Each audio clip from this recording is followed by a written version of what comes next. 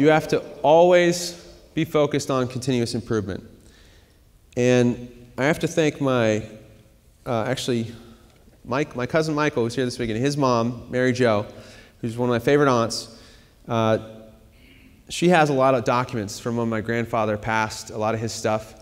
And I told her I was giving this presentation. She helped me pull some things together. She found some old papers. And this is a paper that my grandfather Paul taught for years. And this is, you can see this old typewriter, cut and paste, printed copy. And I want to share this with you because this, when I found this, this is everything, these 10 keys. And the more I look at these, the more I look at where I have 2, 3, or 4 to work on, and the more we get better. So this was what he taught. Some ideas on personal growth and development. Number 1, take a candid look at your self-image. Clarify your perception of your role in life. You will not function more effectively than your estimate of your own effectiveness. That's number 1. My grandfather really taught people about how they view themselves. It's a lot of the concepts that's shared in Psychocybernetics, Dr. Maxwell Maltz, another book we talk about. How we view ourselves, that self-talk that goes on in our own mind, our own image of our role is what dictates more than anything how far we go. And the more we reflect on that, the more we mold that, shape that, the higher we can climb. If you grow higher than what you believe you should be, you will immediately come back down here. You have to continually upgrade that vision of yourself. That's the only way it's done. Number 2, take good care of your health. Physical fitness goes hand in hand with mental alertness. Stamina, enthusiasm, and appearance are all influenced by one's physical well-being. Up in the morning, up and at 'em. Calisthenics. Swimming in that freezing cold water like a nut job. He knew how to do it right. Take care of your health. Every one of you raised your hand. You want to take better care of your health? Do it. And for most of you, that's going to be, how do we help the company and organization evolve so you can have both? You don't have to have one or the other. Don't go backwards. Go forwards. Learn to do it better. The way you did it before is not the way you're going to do it going forward. There's learning to be had. Number 3, cultivate intellectual curiosity, particularly on subjects outside of your own profession. Strive always to be learning new things. Design your learning program. Design it, rather than leaving it to chance. How many of us design our learning program? Think about the things we want to learn, the areas we want to grow, then dedicate time in a year to do that. I'm not just talking about reading a book, but going to events, meeting new people. Intellectual curiosity and growth goes a lot more beyond business. What else are you doing? For me, it's guitar. I got a guitar lesson once a week, Monday nights. A guy comes over to my house. We have a great time. Other things as well. Back to wakeboarding these days. Saw some fun with that in the intro video. Number 4, this is a great one. Plan for rest, change, vacation. Remember, vacation is not a reward for work done, but a preparation for work to do. Recreation is vital in keeping the mind and body in harmonious balance. Plan your vacation as hard as you plan your work. Geez, it's good advice, huh?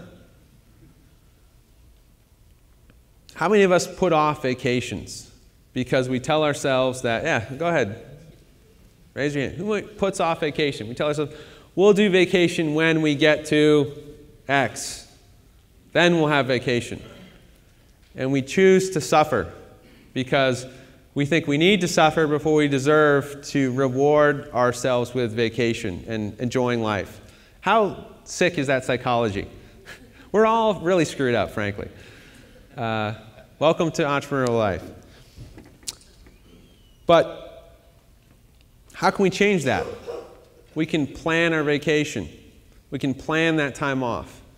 You can be forced into 2 and 2 by people around you and your team. My first 2 and 2 will be next month. I go to Australia for 2.5 weeks. 2 weeks of that will be vacation. And enjoying wakeboarding in Australia for 2 weeks. Looks like I might have to make a stop to London and go the other way now because I have to do a quick meeting, but that'll, you know, life's tough, huh? Number 5, cultivate a widening circle of friends. Avoid falling into a social rut. Making new friends adds dimension to your own personality. Have you ever made a friend that's like outside of your normal kind of group or day-to-day and seen how that's impacted your life in just a unique way? The energy, the personality, the dimension they bring to conversation, perspective, life, our thoughts, our vision. You know what I'm talking about? Yeah? Yeah, make more friends. And like with other people that are not in your general day-to-day world. Get out there and find new folks to connect with. Number 6, nurture painstakingly your base of support. Identify the 10 people most important to the advancement of your career and make positive contact with each regularly. Great advice. It really is. Number 7, sharpen your personal skills. Take positive steps to steadily improve your ability to read, write, speak, and listen. What's that all about? Communication. Right? That being a huge key of leadership is communication. Number 8, manage skillfully your personal affairs. You cannot manage well your job if you cannot manage yourself. Launch your plan for personal financial security early. And you talk to our VIPs who have made it into our K Club, and we have a couple more that'll be recognized this weekend for that. Our K Club, if you haven't heard about it for the VIP program, the first stop is the 50K Club, which means to qualify you have to have a documented $50,000 cash in the bank, you have to be debt-free in your business, and you have to be greater than 20% margins for 3 consecutive months in your business.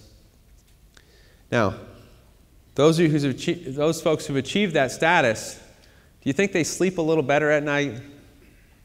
What do you think the quality of their rest is when they put their head on the pillow? It's better than yours. Okay? So we got to get there. We got to help you get there. Life is just you operate in a different way when that stress and that financial pressure is off of you. It's also, in the beginning stages though, and everyone will tell you, that pressure has helped them grow. If we didn't have that kick in the butt, would we just go out and do it? Probably not. But we have to advance beyond that. Can't stay in that rut. Number 9, enrich your interpersonal relations. Success in life on the job depends 90% on your ability to get along with people. Only 10% on your technical skills and knowledge. Those interpersonal skills we talked about for leadership development. Huge. That ability to relate with others is 90% of your success. And number 10, pray. Get on speaking terms with your Lord, but please don't lead the parade to church. I love that. That was great. And pray doesn't have to be a religious term. Okay, we have many different faiths here, but it's about that time of reflection and speaking to a higher power. You can keep up with NPE TV through Facebook, Twitter, and YouTube so that you can stay connected wherever your travels may take you.